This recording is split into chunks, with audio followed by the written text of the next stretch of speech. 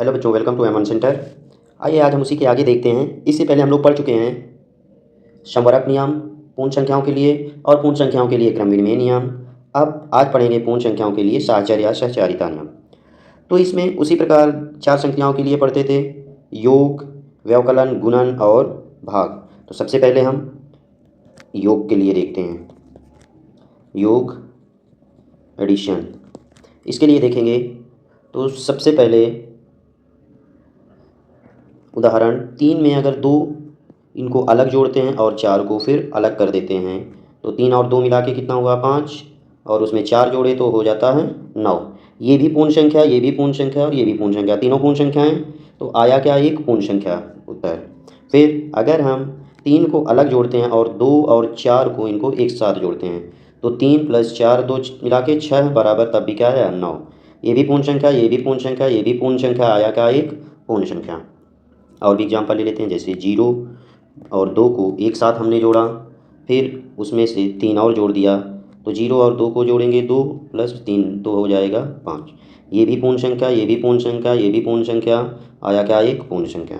अब 0 को हम अलग कर देते हैं और 2 + 3 कर देते हैं तो आता है 0 + 3 और 2 मिला के 5 बराबर, तब भी क्या आता है 5। ये तीनों क्या हैं, पूर्ण संख्याएँ हैं, तो आया क्या, एक पूर्ण संख्या।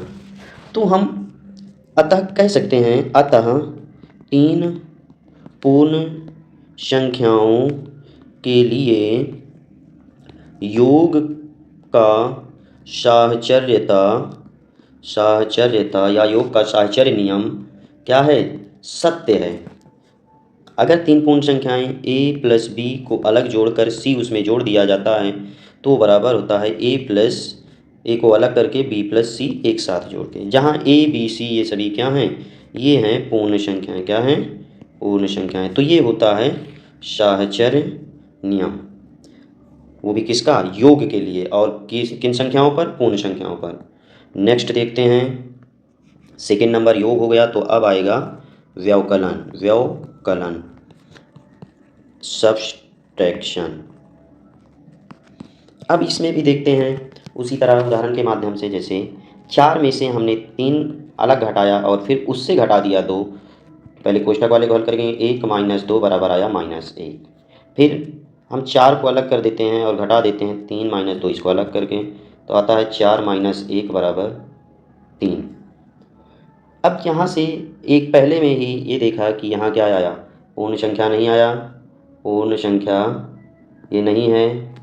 यहाँ इन सब को घटाने पर क्या आया, एक पूर्ण संख्या आया। और ये दोनों आपस में बराबर भी नहीं हैं, तो हम कह सकते हैं कि 3 पूर्ण संख्याओं के लिए व्यवकलन साहचर्यता सत्य नहीं है। क्या नहीं है, सत्य नहीं है।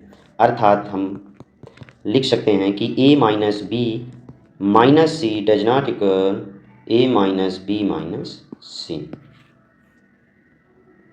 अब नेक्स्ट इसमें देखते हैं, योग हो गया, व्यवकलन हो गया। अब थर्ड नंबर है गुणन।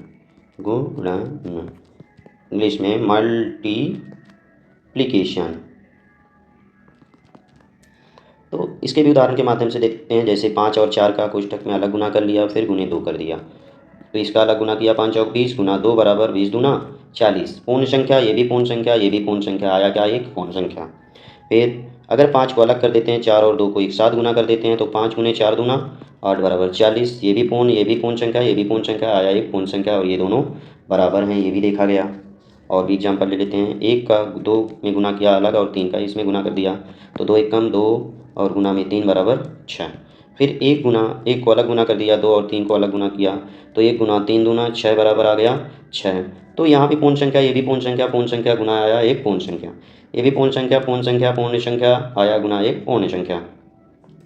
तो हम अब कह सकते हैं, अतः 3 पूर्ण संख्याओं के लिए गुणन की साहचर्यता क्या है, सत्य है।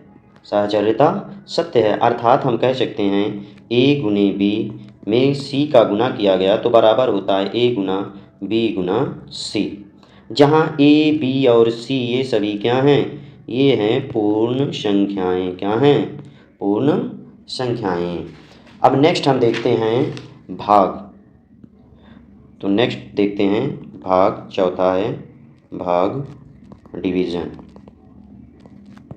अब इसमें देखते हैं वही 3 संख्याएं लेके, जैसे हमने 4 में भाग किया 5 अलग, फिर भाग दे दिया इसी में 8 का, तो आता क्या है 4 भाग वाले को पहले 4/5 भाग 8, तो बराबर 4/5 गुने में 1/8, 4 एकम 4 दूना 8 बराबर 1/10।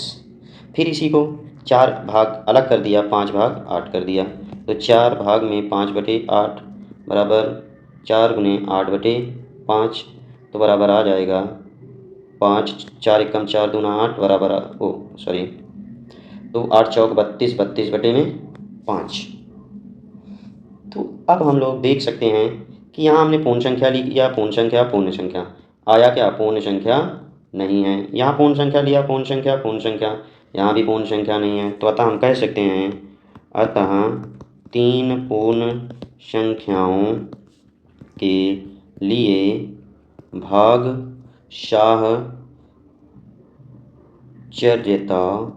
सत्य नहीं है। जब सत्य नहीं है तो हम उसको लिख सकते हैं कि a भाग में b भाग में c बराबर नहीं है a भाग में b भाग में c, जहाँ a b c ये सभी क्या हैं, पूर्ण संख्याएं हैं, पूर्ण संख्याएं। अब इसी प्रकार ये सब देख चुके, तो हम अब देखते हैं पूर्ण संख्याओं के लिए इकट्ठे एक चार्ट रूप में कि पूर्ण संख्याओं के लिए जो नियम हैं, जैसे नियम इधर होगा और इधर संक्रियाएं योग, और इधर होगा व्यवकलन, और इधर होगा गुणन, और ये हो जाएगा भाग। तो इसमें अभी तक हमने जो निकाला है वो निष्कर्ष देखते हैं क्या आए हैं।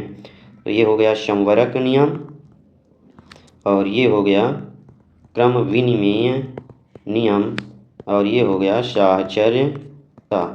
तो देखते हैं योग के लिए संवरक नियम पूर्ण संख्याओं के लिए, पूर्ण संख्याओं के लिए